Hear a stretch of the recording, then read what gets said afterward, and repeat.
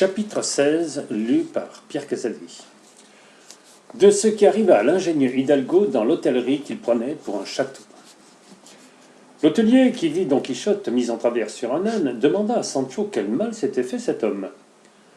Sancho répondit que ce n'était rien, qu'il avait roulé du haut d'une roche en bas et qu'il venait avec les reins tant soit peu meurtris. Cet hôtelier avait une femme qui, bien au rebours de celle d'un semblable métier, était naturellement charitable et s'apitoyait sur les afflictions du prochain. Aussi elle accourut bien vite pour panser Don Quichotte et se fit aider par une fille qu'elle avait, jeune personne avenante et de fort bonne mine.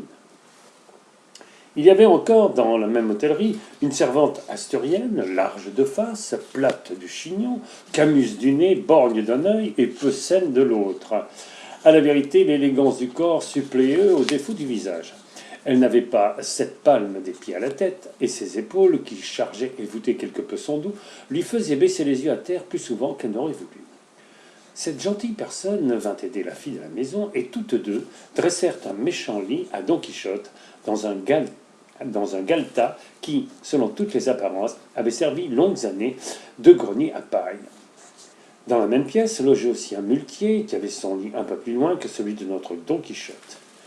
Et quoique le lit du manant fût fait des bas et de couvertures de ses mules, il valait 100 fois mieux que celui du chevalier, car c'était tout bonnement 4 blanches, mal rabotées, posées sur 2 bancs inégaux. Un matelas, si mince qu'il avait l'air d'une courte pointe, tout couvert d'aspérités qu'on aurait prises au toucher pour des cailloux, et si l'on eût vu par quelques trouées que c'étaient des tampons de laine. 2 draps en cuir de buffle et une couverture dont on aurait compté les fils sans en échapper un seul. Ce fut dans ce méchant grabat que s'étendit Don Quichotte, et tout aussitôt l'hôtesse et sa fille vinrent loindre Don Gand des pieds à la tête à la lueur d'une lampe que tenait Maritorne, car c'est ainsi que s'appelait l'Asturienne. Pendant l'opération, l'hôtesse, voyant Don Quichotte noir et meurtri en tant d'endroits, ceci, dit-elle, ressemble plus à des coups qu'à une chute. Ce sont pourtant pas des coups, répondit Sancho, mais la roche où il est tombé avait beaucoup de pointes, et chacune a marqué sa place. Puis il ajouta, faites en sorte, madame, s'il plaît à votre grâce, qu'il reste quelques étoupes. Je sais quelqu'un qui saura bien en tirer parti, car les reins me cuisent aussi quelque peu. Vous êtes donc si tombé demanda l'hôtesse. Non, vraiment, répliqua Sancho, mais de la frayeur et de la secousse que j'ai eue en voyant tomber mon maître, le corps m'a fait si mal qu'on dirait que j'ai reçu 100 coups de bâton. Cela pourrait bien être, interrompit la jeune fille, car il m'est arrivé souvent de rêver que je tombais du haut d'une tour en bas et que je ne finissais jamais d'arriver jusqu'à terre. Et quand je me réveillais, j'étais aussi lasse et aussi brisé que si je fusse tombé réellement. Voilà justement l'affaire, mademoiselle, s'écria Sancho. Et moi, sans rien rêver du tout, et plus éveillé que je ne me suis à présent, je me trouve presque autant de marques noires et bleues sur le corps que monseigneur Don Quichotte. Comment appelez-vous ce cavalier demanda l'Asturienne Maritorne. Don Quichotte de la Manche, répondit Sancho Panza. C'est un chevalier errant, l'un des plus braves et des plus dignes qu'on ait vu de longtemps sur la terre. Mais qu'est-ce qu'un chevalier errant répliqua la gracieuse servante. Quoi reprit Sancho, vous êtes si neuve en ce monde que vous ne le sachiez pas. Eh bien, sachez, ma sœur, qu'un chevalier errant est quelque chose qui, en un tour de main, est bâtonné ou empereur. Aujourd'hui, c'est la plus malheureuse créature du monde et la plus affamée. Demain, il aura 3 ou 4 couronnes de royaume à donner à son écuyer. Comment alors, interrompit l'hôtesse, puisque vous êtes celui de ce bon seigneur, n'avez-vous pas au moins quelques comtés? Il est de bonne heure encore, répondit Sancho, car il n'y a pas plus d'un mois que nous sommes à la recherche d'aventures, et jusqu'à présent, nous n'en avons pas encore rencontré qui valut la peine de s'appeler ainsi. Il arrive quelquefois de chercher une chose et d'en trouver une autre. Mais que monseigneur Don Quichotte guérisse de cette blessure ou de cette chute, et que je n'en reste pas moi-même estropié, et je ne troquerai pas mes espérances pour la meilleure seigneurie d'Espagne. Tout cet entretien, Don Quichotte l'écoutait de son lit avec grande attention, se mettant comme il put sur son séant. Il prit tendrement la main de l'hôtesse et lui dit « Croyez-moi, belle et noble dame, vous pouvez vous appeler heureuse pour avoir recueilli dans votre château ma personne qui est telle que, si je ne la loue pas, c'est parce qu'on a coutume de dire que la louange propre à vivre. Mais mon écuyer vous dira qui je suis. Je veux seulement vous dire que j'aurai éternellement gravé dans la mémoire le service que vous m'avez rendu pour vous en garder reconnaissance autant que durera ma vie. Et plût au ciel que l'amour ne me tint pas assujetti à ses lois et ne m'eût pas fait l'esclave des yeux de cette belle ingrate que je nomme entre mes dents, car ceux de cette aimable damoiselle seraient maintenant les maîtres de ma liberté. L'hôtesse, sa fille, la bonne Maritorne, restait toute confuse au propos du chevalier errant, qu'elle n'entendait pas plus qu'il n'eût par les Grecs. Elle devinait bien pourtant que tout cela tirait à des remerciements et à des galanteries, mais peu faite à semblable langage, elle le regardait, se regardait, et Don Quichotte leur semblait un tout autre homme que les autres. Après l'avoir remercié de ses politesses en propos d'hôtellerie, elles le quittèrent, et Maritorne alla penser Sancho qui n'en avait pas moindre besoin que son maître. Or, il faut savoir que le muletier et l'asturienne avaient comploté de prendre ensemble cette nuit leurs ébats. Celle-ci lui avait donné sa parole qu'aussitôt que les hôtes seraient retirés, ses maîtres endormis, elle irait le trouver pour lui faire plaisir en tout ce qu'il lui commanderait. Et l'on raconte de cette bonne fille que jamais elle ne donna semblable parole sans la tenir, l'eût-elle donnée au fond d'un bois et sans aucun témoin. Car elle se piquait d'avoir du sang d'hidalgo dans les veines et ne se tenait pas pour avilie d'être servante d'auberge, disant que des malheurs et des revers de fortune l'avaient jetée dans cet état. Le lit dur, étroit, chétif et traître sur lequel reposait Don Quichotte se trouvait le premier au milieu de cet appartement d'où l'on voyait les étoiles. Auprès de lui, Sancho fit le sien, tout bonnement, avec une natte de jonc et une couverture qui semblait plutôt de crin que de laine. À ces deux lits succédait celui du muletier, fabriqué, comme on l'a dit, avec les bas et tout l'attirail de ses deux meilleurs mulets. Et il en menait 12, tous gras, brillants et vigoureux, car c'était un des riches muletiers d'Arevallo, à ce que dit l'auteur de cette histoire, lequel fait du dit muletier mention particulière parce qu'il le connaissait très intimement, et l'on assure même qu'il était tant soit peu son parent. Sid Hamet ben Enjali fut en effet un historien très curieux et très ponctuel en toutes choses, ce que prouve assez celle qu'il a rapportées jusqu'à présent, puisque si communes et chétives qu'elles soient, il n'a pas voulu les passer sous silence.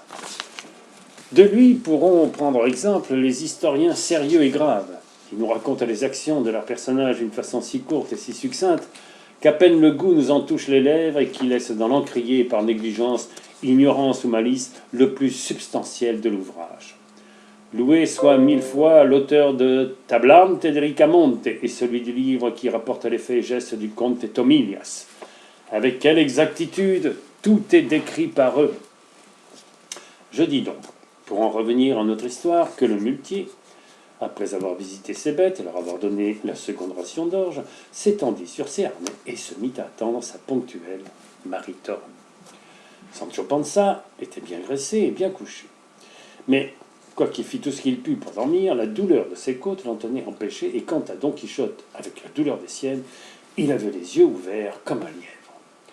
Toute l'hôtellerie était ensevelie dans le silence, et il n'y avait pas dans la maison entière d'autre lumière que celle d'une lampe qui brûlait suspendue sous le portail.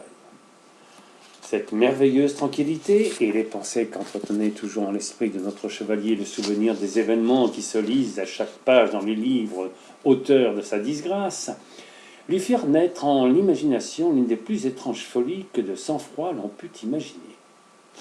Il se persuada qu'il était arrivé à un fameux château, puisque toutes les hôtelleries où il logeait étaient autant de châteaux à ses yeux, et que la fille de l'hôtelier était la fille du châtelain, laquelle, vaincue par sa bonne grâce, s'était éprise d'amour pour lui et résolut à venir cette nuit même, en cachette de ses parents, le visiter dans son alcôve. Prenant toute cette chimère qu'il avait fabriquée, pour réel et véritable, il commença à se troubler et à s'affliger en pensant à l'éminent péril que sa chasteté courait. Mais il résolut au fond de son cœur de ne commettre aucune déloyauté contre sa dame Dulcinée du Toboso, quand la reine Geneviève elle-même, assistée à sa duègne Quentagnone, viendrait l'en solliciter. En continuant de rêver à ces extravagances, le temps passa et l'heure arriva pour lui fatale, où devait venir l'asturienne, laquelle, en chemise et pieds nus, les cheveux retenus dans une coiffe de futaine, se glissa à pas de loup dans l'appartement où logeaient les trois hôtes à la quête de son muletier. Mais à peine eut-elle passé la porte que Don Quichotte l'entendit, et s'asseyant sur son lit, en dépit de ses emplâtres, de son mal de rein, il étendit les bras pour recevoir sa charmante damoiselle, l'Asturienne, qui, toute ramassée et retenant son haleine, allait les mains en avant, cherchant à tâtons son cher habit. Elle vint donner dans les bras de Don Quichotte, qui la saisit fortement par un poignet, et la tirant vers lui sans qu'elle osât souffler mot, la fit asseoir sur son lit. Il tâta sa chemise, qui lui sembla, bien qu'elle fût de toile, à faire des sacs de la plus fine percale de l'Inde. Elle portait au bras des espèces de bracelets en boule de verre qui lui parirent avoir le reflet des perles orientales. Ses cheveux, qui tiraient un peu sur la nature et la couleur du crin, il les prit pour des tresses d'or fin d'Arabie, dont l'éclat obscurcissait celui du soleil, et son haleine, qui sentait assurément la salade à l'ail mariné de la veille, lui parut répandre une odeur suave et parfumée. Finalement, il se la peignit dans son imagination avec les mêmes charmes et les mêmes atours que cette autre princesse qu'il avait lue dans ses livres, être venue visiter de nuit le chevalier blessé, vaincu par l'amour dont elle s'était éprise. Tel était l'aveuglement du pauvre Hidalgo, que rien ne pouvait le détromper, ni le toucher, ni l'haleine, ni certaines autres choses qui distinguaient la pauvre fille, laquelle aurait pourtant fait vomir les entrailles à tout autre qu'un muletier. Au contraire, il croyait serrer dans ses bras la déesse des amours, et la tenant amoureusement embrassée, il lui dit d'une voix douce et tendre « Je voudrais bien, haute et charmante dame, me trouver en passe de payer une faveur infinie comme celle que, par la vue de votre extrême beauté, vous m'avez octroyée. Mais la fortune, qui ne se lasse pas de persécuter les bons, a voulu me jeter dans ce lit, où je gis moulu et brisé, tellement que si ma volonté voulait correspondre à la vôtre, elle n'en aurait pas le pouvoir. Mais à cette impossibilité s'en ajoute une plus grande. C'est la foi que j'ai promise et donnée à la sans pareille Dulcinée du Toboso, unique dame de mes plus secrètes pensées.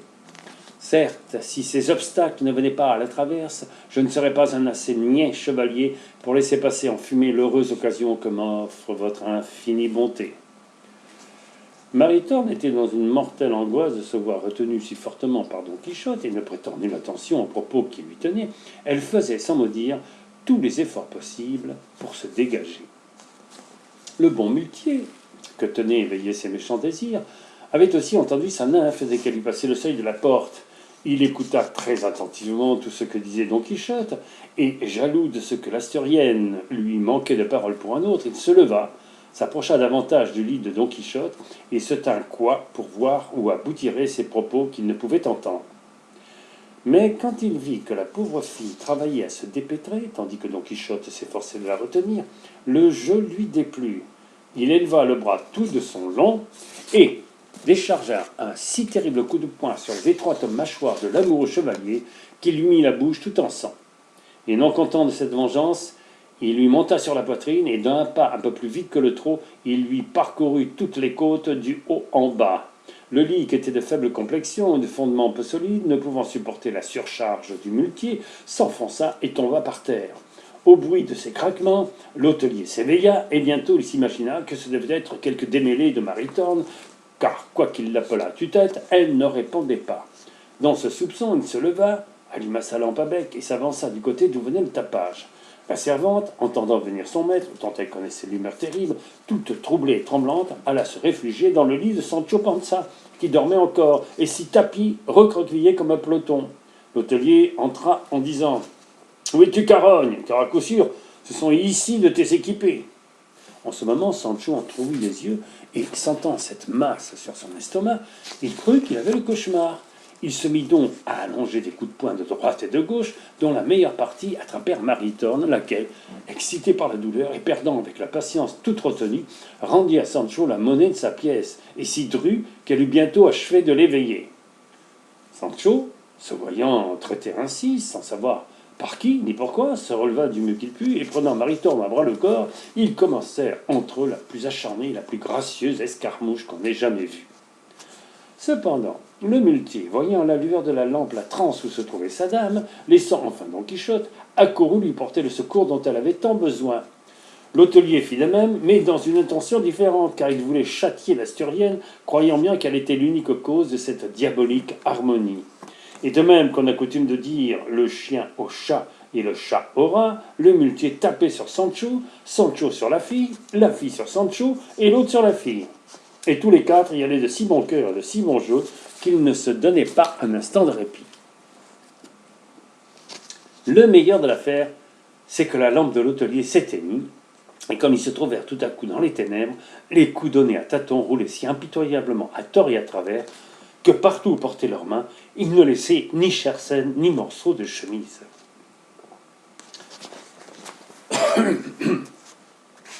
Par hasard, logeait cette nuit dans l'hôtellerie un archer de ce qu'on appelle de la Sainte Hermandad, vieille de Tolède. Quand il entendit l'étrange vacarme de la bataille, il empoigna sa verge noire et la boîte de fer blanc qui contenait ses titres, puis, entrant à tâtons dans la pièce où se livrait le combat, « Oh là !» s'écria-t-il, « arrêtez au nom de la justice, au nom de la Sainte Hermandad !»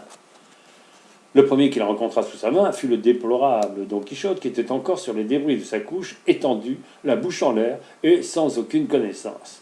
L'archer, l'empoignant par la barbe, ne cessait de crier « Main forte à la justice !» Mais voyant que celui qu'il tenait à se poignet ne bougeait ni ne remuait le moins du monde, il s'imagina qu'il était mort et que les autres étaient ses meurtriers. Dans cette croyance, il haussa encore la voix et s'écria « Qu'on ferme la porte de la maison et qu'on ait soin que personne ne s'échappe. On vient de tuer un homme ici !» Ce cri effraya tous les combattants, chacun d'eux laissant la bataille indécise, et justement au point où on l'avait trouvé la voix de l'archer. L'hôtelier se retira dans sa chambre, la servante dans son taudis, le muletier sur ses harnais entassés, les deux malheureux Don Quichotte et Sancho furent les seuls qui ne purent bouger de la place. L'archer, lâchant enfin la barbe de Don Quichotte, sortit pour aller chercher de la lumière et revenir arrêter les coupables. Mais il n'en trouva pas une étincelle, l'hôtelier ayant exprès éteint la lampe du portail en se retirant. L'archer fut donc obligé de recourir à la cheminée, où ce ne fut qu'à force de patience et de temps perdu qu'il trouva moyen de rallumer une autre mèche.